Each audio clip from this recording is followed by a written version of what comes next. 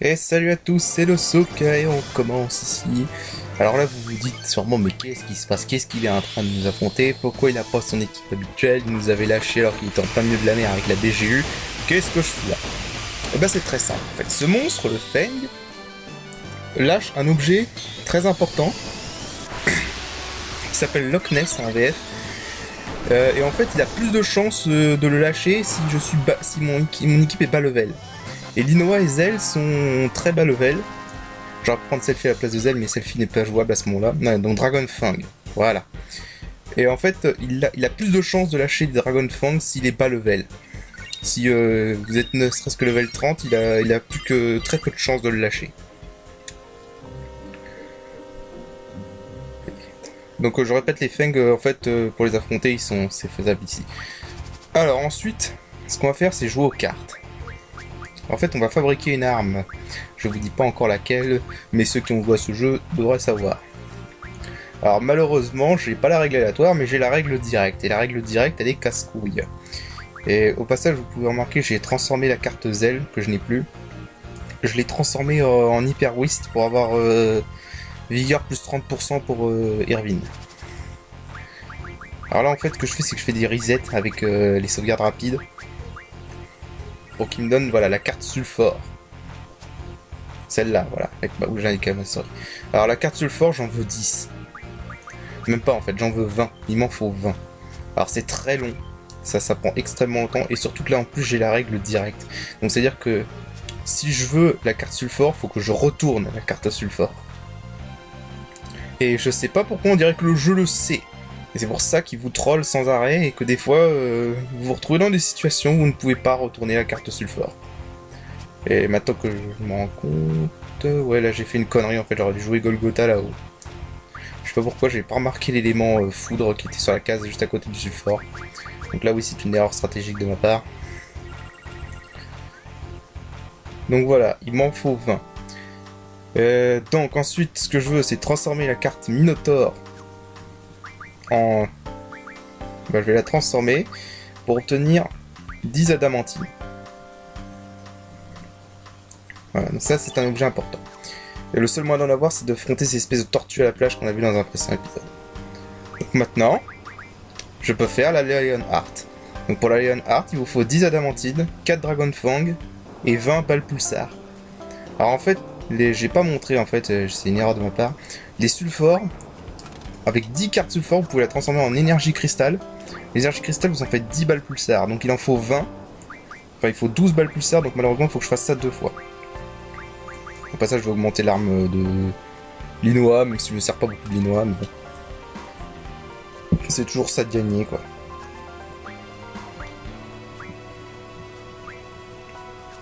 Donc voilà, donc maintenant on a la Lionheart de Squall. On a son arme la plus puissante. Vous avez pas la moindre idée de combien de temps ça prend pour avoir ces balles pulsar.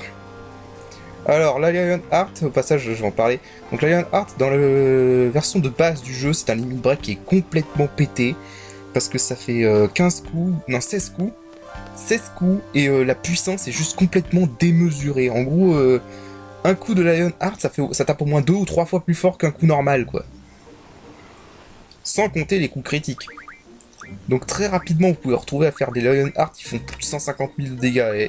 Et dans la version de base du jeu, il n'y a que 3 ou 4 boss qui peuvent survivre à, à la Lionheart. C'est juste complètement délirant. Donc voilà. Alors c'est possible de l'avoir au CDA, mais c'est un peu tricky. Bon. Donc ensuite, je vous montre donc ici. Alors, c'est pas le meilleur endroit sera au CD3. Mais en gros, c'est ici que pour le CD2, ici c'est le meilleur endroit pour améliorer pour apprendre des compétences à vos GeForce. Et là, je suis con, j'avais oublié de désactiver Encounter None. Ce que vous voulez en fait ici, c'est trouver des pampas.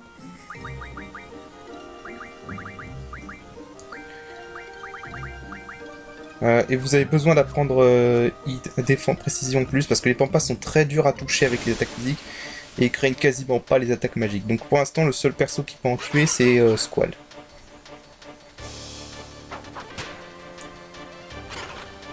J'ai malheureusement pas la compétence initiative donc ils m'ont échappé. Ouais, pas la peine d'affronter ce type. D'ailleurs, si vous faites un low level challenge, même si vous faites un low level challenge, c'est excellent pour prendre des compétences à vos GeForce parce que les pampas rapportent quasiment pas d'expérience. Pas ça, si vous n'avez pas trouvé ce monstre au CD1, vous pouvez lui voler des tornades ici. Donc c'est aussi un bon moyen de farmer les tornades. Ouais, je fais le turbo pour aller plus vite parce que sinon ça met des plombes. Voilà, donc je vais essayer au moins d'en tuer quelques-uns. Là c'est parfait, Squall a eu une très bonne ATB. Voilà, Squall ne peut pas louper sa cible, donc du coup les pampas peuvent jamais l'esquiver et il les one-shot. Je sais plus si j'ai réussi à avoir le deuxième. C'est bon, je l'ai eu. Donc voilà. Donc là vous voyez, pas quasiment pas d'MP, pas des pampas d'XP et 40 AP. 40 AP, donc en fait un pampa rapporte 20 AP. Plus tard, Selfie servira aussi pour ça, parce que la dernière arme de Selfie lui donne 255% en précision, donc ça fait qu'elle devient comme Squall, elle peut jamais louper ses cibles. Donc voilà, donc c'est le meilleur moyen d'apprendre des compétences au disque 2. Au disque 3, vous pourrez aller en fait sur une île, vous avez dû la voir, et on voit une île au loin où il y a un cactus qui se téléporte de temps en temps.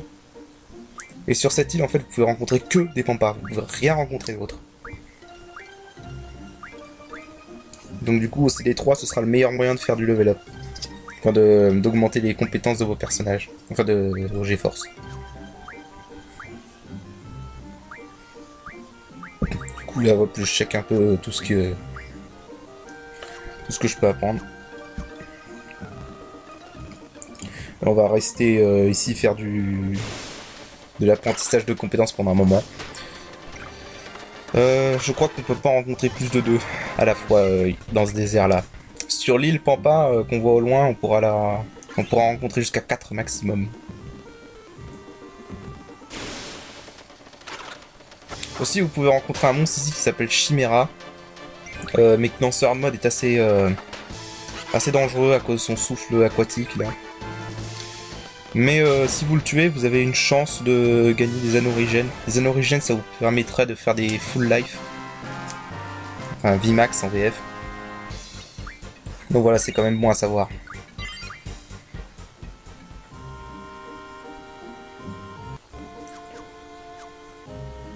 Voilà, donc ensuite, je vous montre une obtention de magie. Donc, vous voulez aller ici, à Trabia,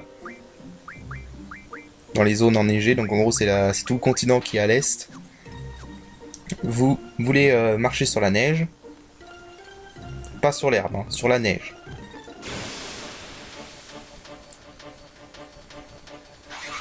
Et vous pouvez croiser ce monstre.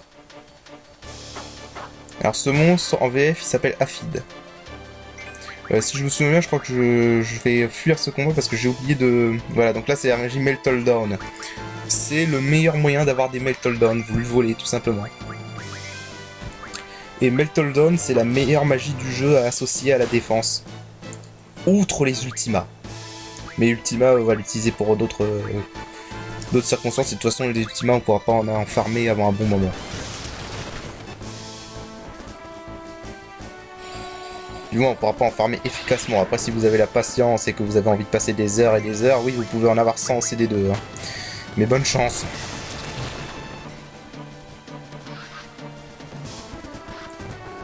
En fait, je crois que si je me souviens, je vais fuir ce combat parce que j'ai oublié d'augmenter la magie de Irvine ou Squall, l'un des deux, je sais plus. Voire même peut-être les deux. Et du coup, ils volent pas efficacement les Meltle Down. Donc du coup, j'ai décidé de fuir et d'augmenter ma magie pour qu'ils volent plus efficacement les Meltle Down.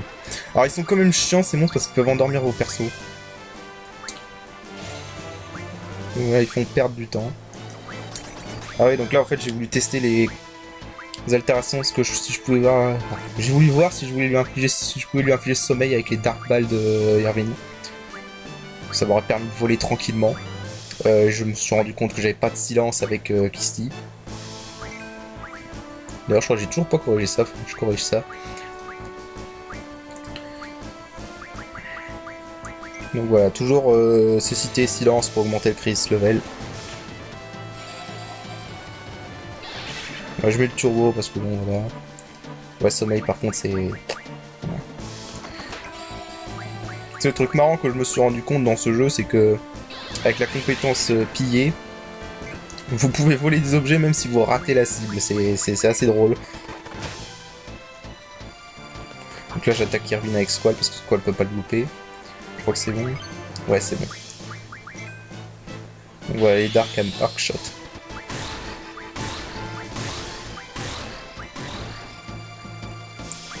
Mais voilà, il a subi que poison et silence.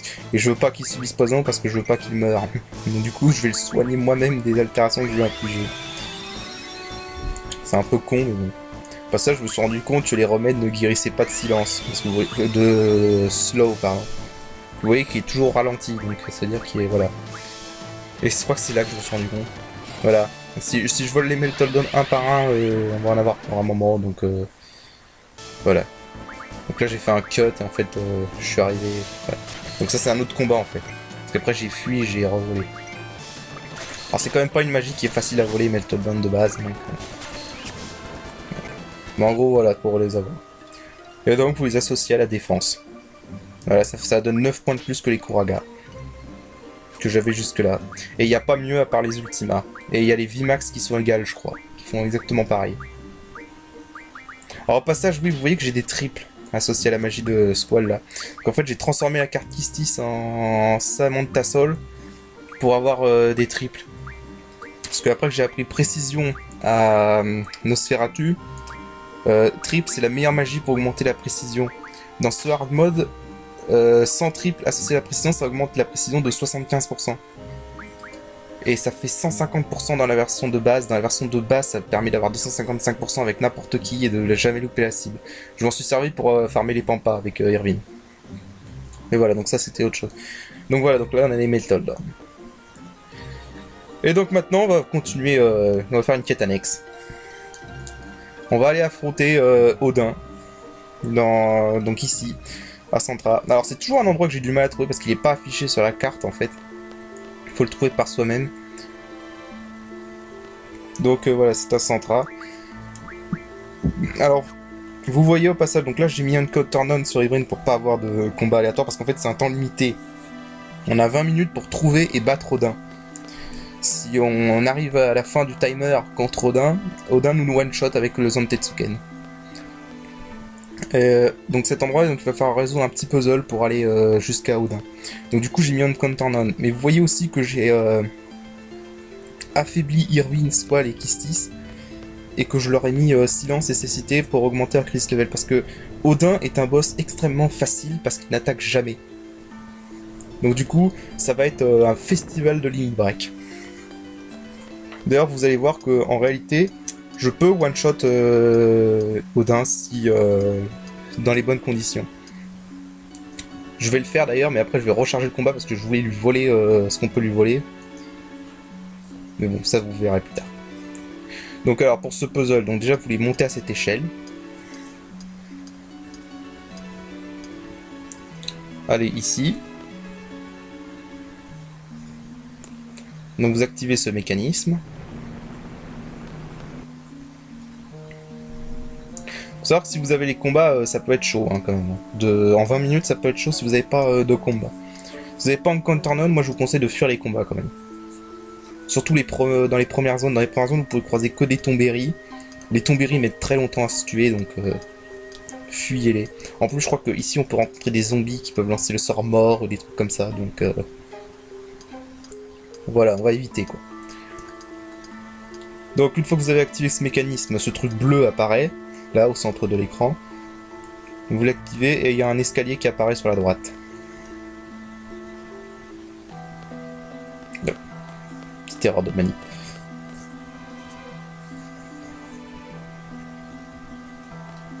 Donc là, bon, il y a une échelle, ici, pas très visible. Donc vous montez à cette échelle. Vous allez voir cette statue là-bas, qui a un œil. Au passage c'est chiant parce que les animations prennent assez longtemps. Donc prenez son œil. Vous redescendez.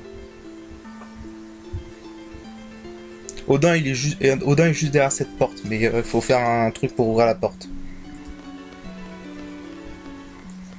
Donc ensuite vous montez là-haut.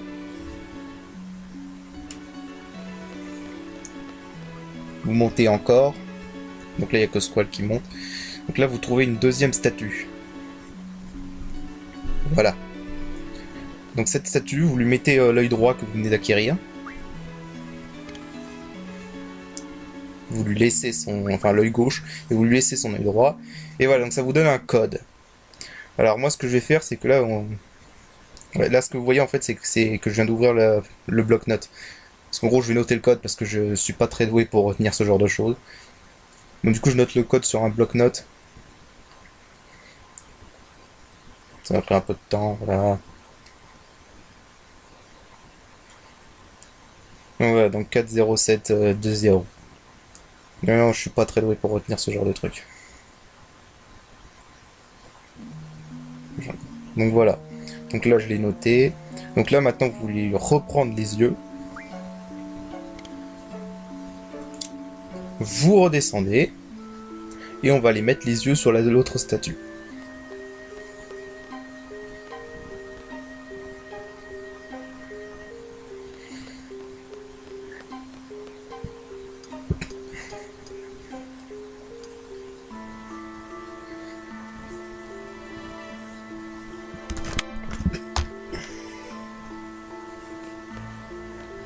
Alors. Là, mettre les yeux. Alors malheureusement, vous n'allez pas voir le Limit Break Lionheart dans cet épisode, vous le verrez dans le prochain épisode. Faut savoir que le Lionheart, l'attaque, hein, pas l'arme, a été nerfée. Mais malgré le nerf, ça reste quand même la meilleure attaque de Squall. Parce que le truc, c'est qu'en fait, c'est multi-coup. Donc, contrairement à Déflagration, Fated Circle et Rough Divide, Lionheart peut dépasser les 9990 de dégâts, donc du coup ça reste quand même la meilleure la meilleure attaque de Squall. Même si au début ça fera moins de dégâts que Déflagration en coup critique, parce que la Déflagration en coup critique a été boostée. Enfin, Déflagration a été boostée, donc avec un coup critique ça fait toujours 9999. Mais Lionheart, vers la fin du jeu, quand ça dépassera largement les 9992 dégâts, donc du coup, ce sera mieux. Ouais, donc là, je fermais le bloc-notes, c'est ce que vous avez vu. Let us fight. Alors, Odin est le boss le plus facile du jeu. Pour la simple et bonne raison qu'il ne fait rien. Il ne fait absolument rien du tout. C'est pour ça que je me suis permis d'arriver ici affaibli, parce qu'il ne fait rien. Vous pouvez littéralement le faire ce que je veux. Et alors là, vous allez voir ce que moi j'appelle un massacre de boss. En fait, et honnêtement, je pensais même pas. Donc là, vous voyez, en fait, ça a réussi à lui infliger défense 0 avec acide. Et mater les dégâts.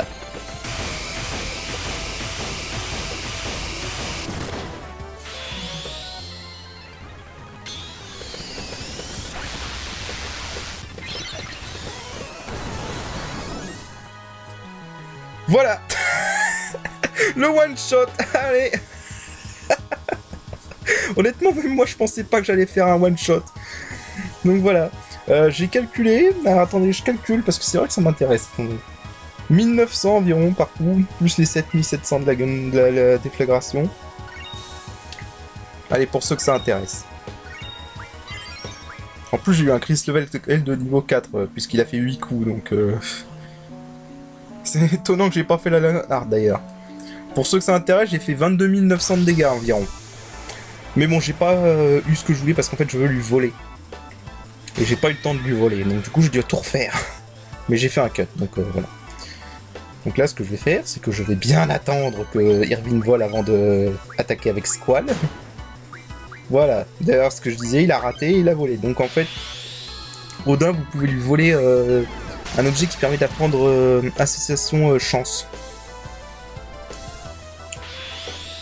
Comme il faut attendre très longtemps avant d'avoir une GeForce qui peut avoir ça, ça permet. Donc au passage, vous voyez que défense 0, ça a bien boosté hein, quand même. En gros, avec défense 0, les dégâts sont doublés sur Odin. Parce que là, vous voyez que Squall lui a fait 800 par coup, alors tout à l'heure, il a fait 1900 avec défense 0.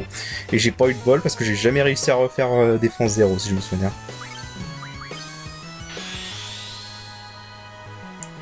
En fait, là, je crois qu'en fait, j'avais essayé de faire Squall juste pour vous montrer la Lionheart, mais je crois qu'il l'a pas fait durant ce combat.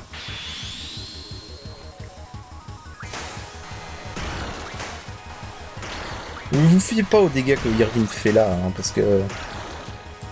Avec un crisis level élevé et une bonne force, ça peut... on fera des dégâts beaucoup plus monstrueux vers la fin, surtout quand on aura les balles pulsar. Donc là avec les balles anti-char, ouais, voilà, les balles anti-char ça va mieux parce que ça améliore la défense. Donc Odin a quand même une bonne défense. En fait c'est un combat d'endurance en fait, parce que... Le Odin ne vous attaquera que quand le temps arrivera à 0, mais bon avec un quart d'heure vous avez largement le temps de le battre. Même si vous n'arrivez pas à lui infliger défense 0, ça prendra juste plus de temps. Ouais, Squall était récalcitrant pour faire la art ici. Je sais pas ce que... Ouais, j'attends de l'avoir... Parce qu'en fait, elle a pas silence qui se tisse, du coup, elle met plus de temps pour faire son ennemi. Enfin... Elle a un crisis level qui est moins boosté du fait qu'elle a pas silence. Alors ouais, juste pour vous montrer les balles pulsar. Ah ouais, qu'on arrive quand même presque au niveau des balles anti-char, hein, malgré que les balles anti-char ignorent la défense. Les balles pulsar, vous verrez qu'à la fin du jeu, ça fera de gros dégâts à la fin. Hop, un petit blasting zone pour le fun. Et voilà, franchement, je suis déçu de Saudin parce que Saudin est vraiment très facile. Voilà, il est déjà battu. Et vous gagnez sa carte, 20 AP, et voilà, c'est nickel. Et je crois qu'on va s'arrêter là parce que, ouais, on va s'arrêter là pour cet épisode. Donc voilà, ça aurait été un épisode farm et une petite quête annexe, mais bon, ça sera mieux que rien. Donc la carte Odin, on peut la transformer en truc pour faire des defs à l'infini, mais bon, c'est pas intéressant. Donc on va la garder pour des parties. Allez, je vous dis salut, à la prochaine!